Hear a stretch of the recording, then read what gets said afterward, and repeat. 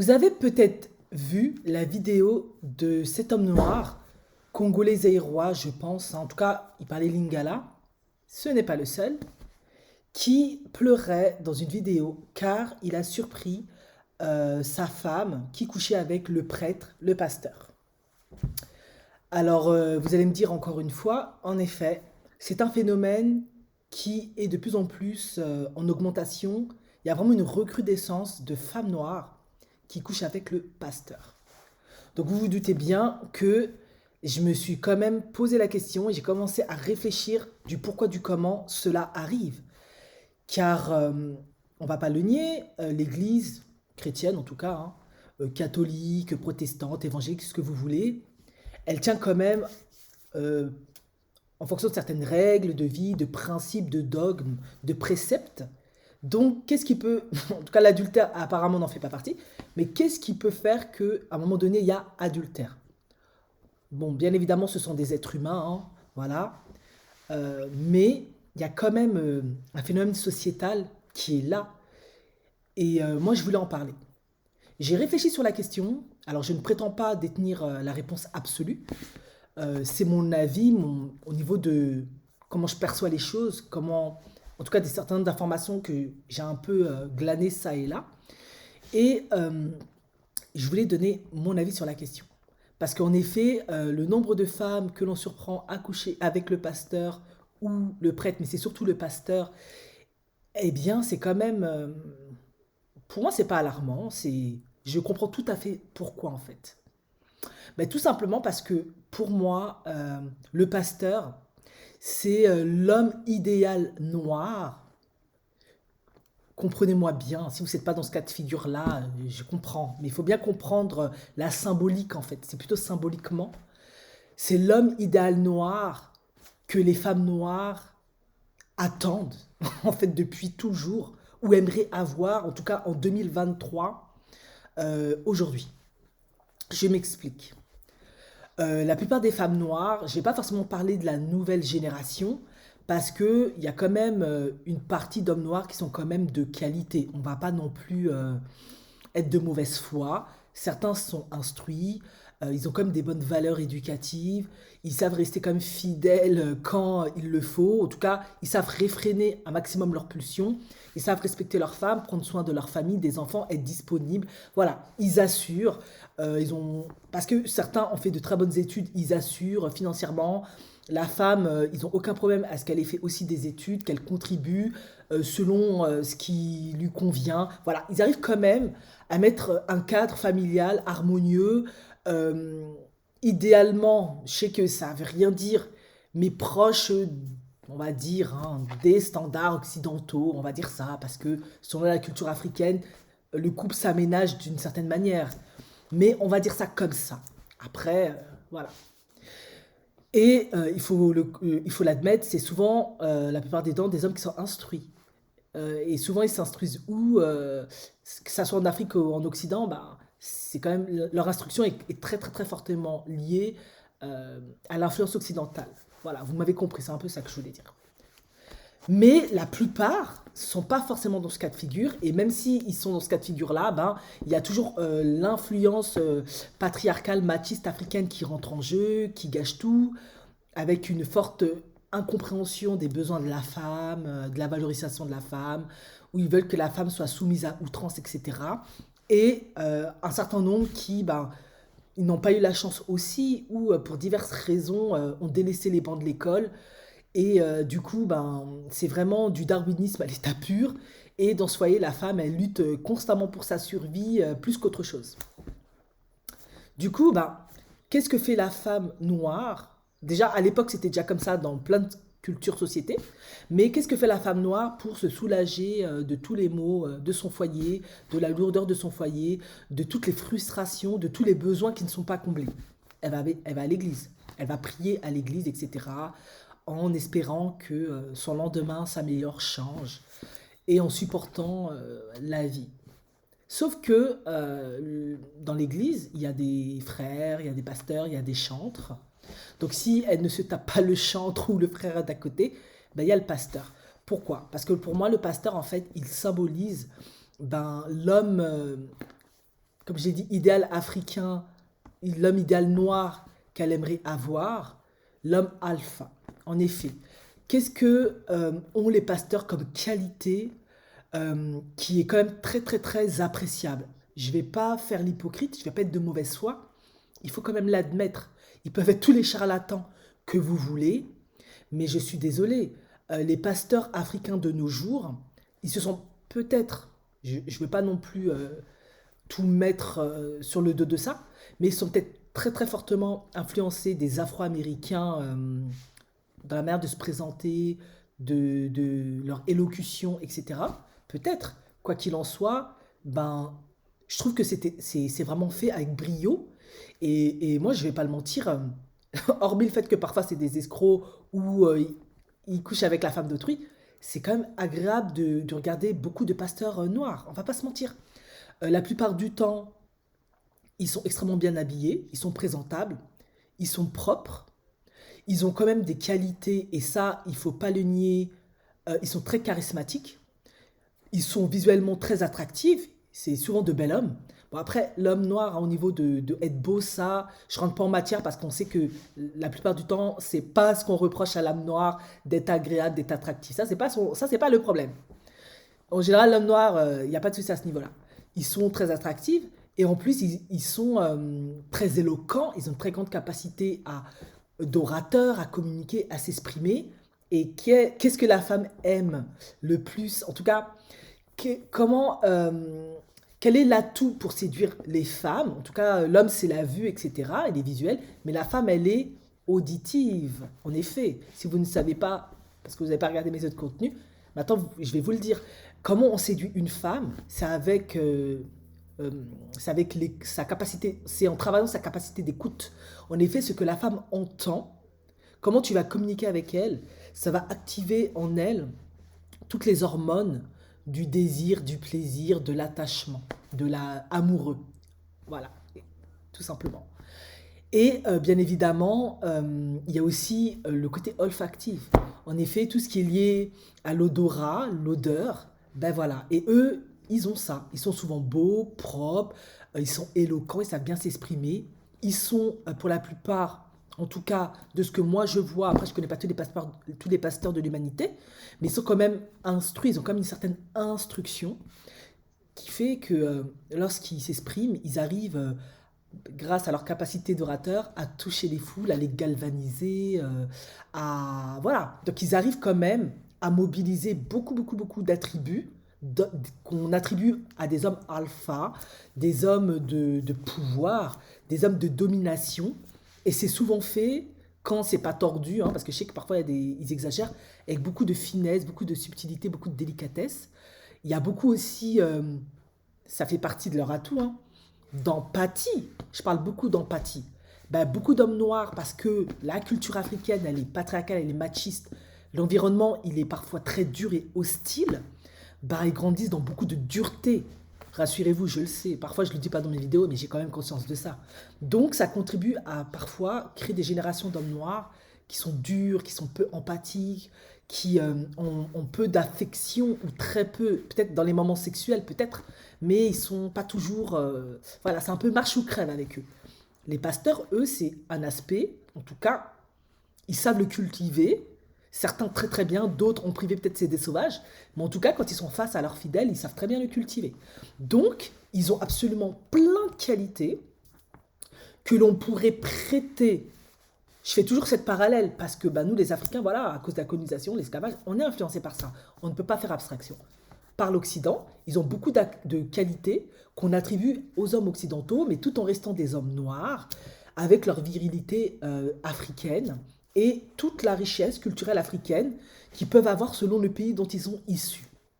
Alors quand tu es une femme noire et que tu as ton mari à la maison qui lui n'arrive pas, parce qu'ils arrivent en plus à se faire payer par les foules, tellement ils sont forts, ils ont beaucoup de talent, tellement ils arrivent à mobiliser leur talent naturel, inné ou acquis.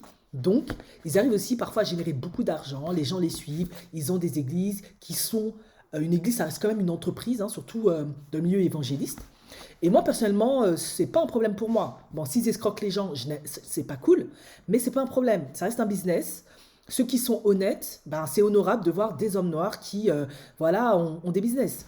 Maintenant, j'ai parfaitement conscience qu'aujourd'hui, de plus en plus, essaient d'avoir des entreprises, être dans l'entrepreneuriat, et effectivement, c'est ce qu'il faut.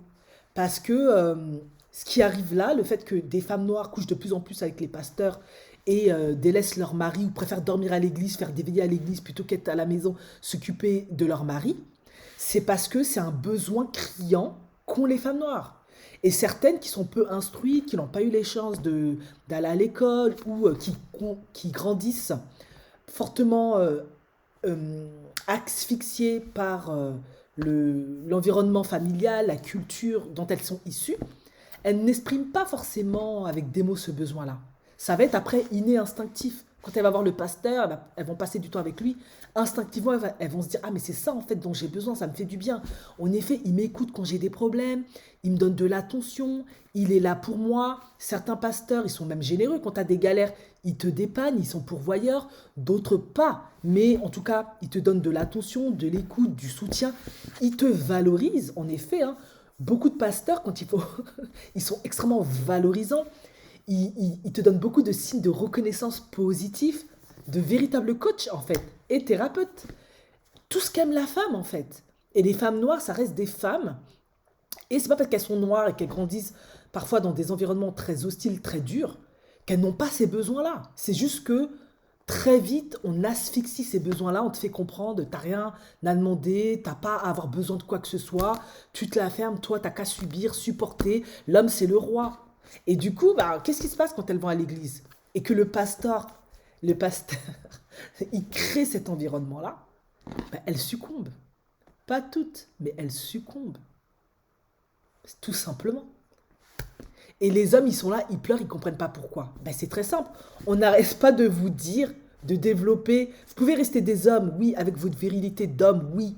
Être des chefs de famille, oui. Il n'y a pas de souci, c'est pas mauvais. L'homme, il est comme ça. Il a sa fonction biologiquement, sa manière d'être. Mais vous devez quand même développer un petit peu plus d'atouts qui plaisent aux femmes. Surtout que les femmes noires sont quand même, à longueur de journée, bombardées et influencées par leur environnement, la globalisation, et elles ne peuvent pas faire fi de ça. Le monde, il avance. Il ne va pas s'arrêter parce que voilà, les hommes noirs, eux, ils veulent pas que la femme soit plus soumise, que la femme soit instruite, soit indépendante. Ça marche pas comme ça. Ils veulent pas que la femme soit moderne. Ça marche pas comme ça. Le monde, il avance, il continuera toujours d'avancer. Ça demande à l'homme noir de s'adapter.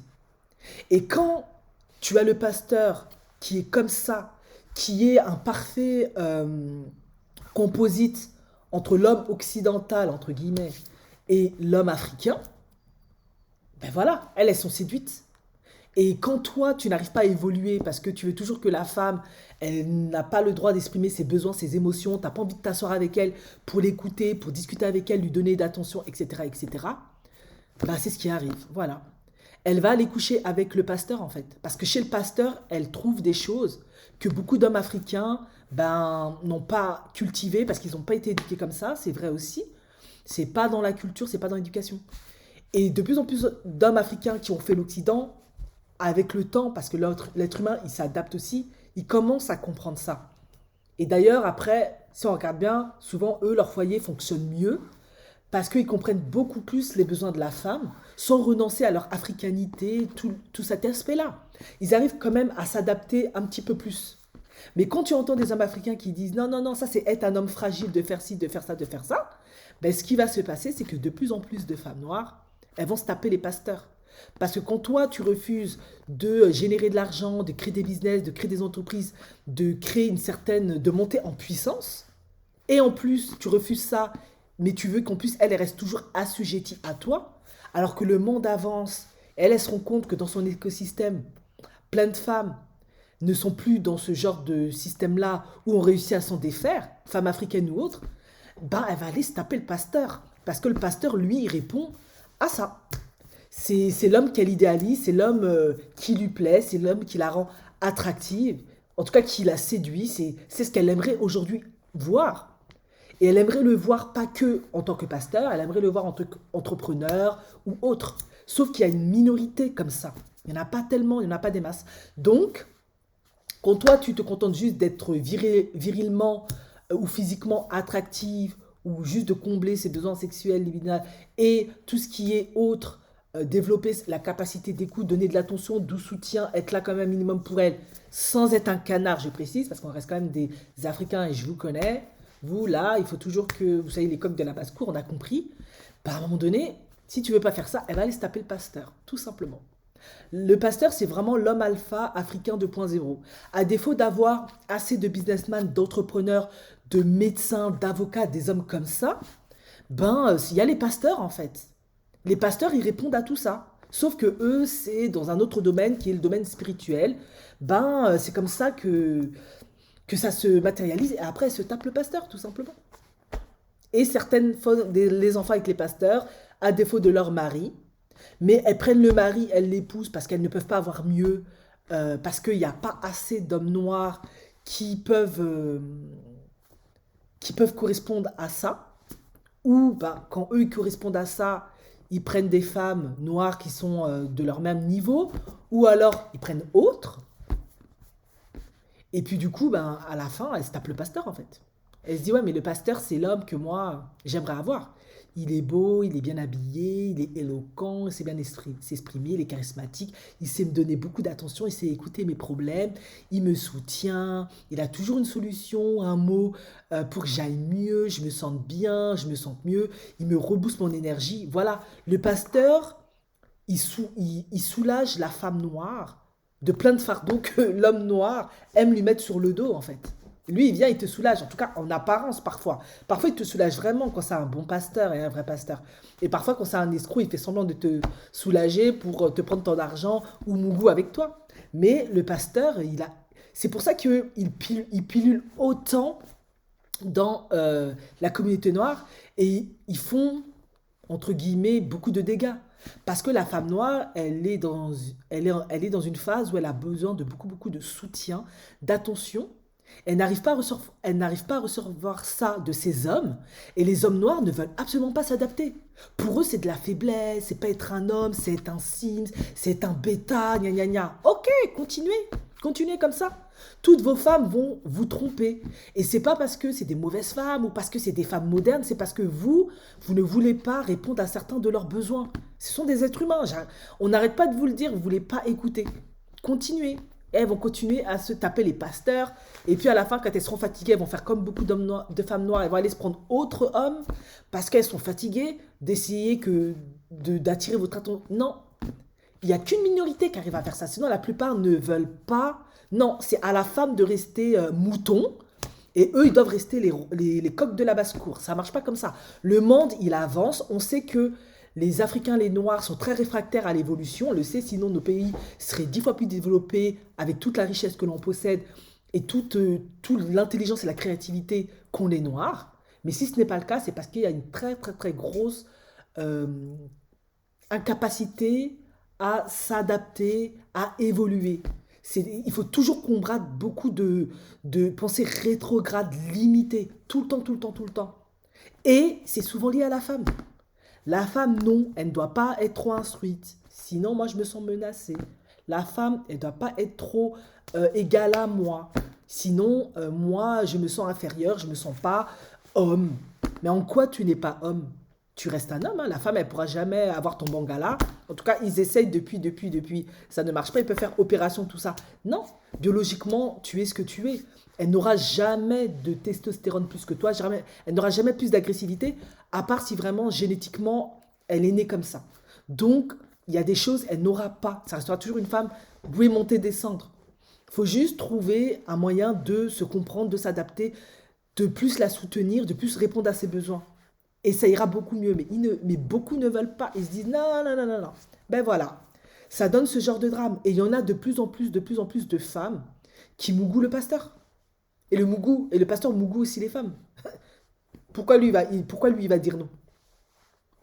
Il va pas dire au nom de Jésus, moi je vais pas te mougou. Ben non, ça reste quand même, je ne cautionne pas. Mais ça reste des êtres humains. Elle te donne elle lui donne ce dont il a besoin, il lui donne ce dont elle a besoin, et puis le monde avance, tout simplement. Donc moi, c'était ma petite analyse, ma perception des choses.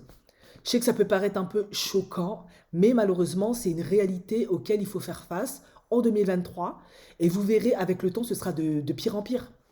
Parce que l'homme noir, bon, avec un H, hein, je vous l'ai dit, il y a quand même une grande majorité qui n'est pas comme ça, heureusement, mais il a beaucoup, beaucoup de mal à s'adapter. Il a beaucoup de mal à s'adapter. Il ne veut pas lâcher certaines positions parce que sinon il a le sentiment de perdre en puissance, en virilité, de ne pas être un homme. Ça n'a rien à voir. À un moment donné, il faut savoir s'adapter pour la bonne évolution de la société, de la descendance, pour pouvoir construire un monde meilleur et futur.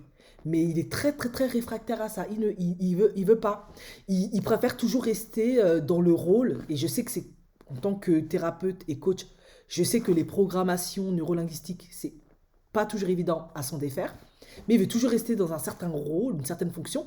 Et la femme noire, même celle d'Afrique qui n'est pas instruite, elle n'est pas conne. Elle voit quand même, je vous l'ai dit, ce qui se passe autour d'elle. Elle ne veut plus ça.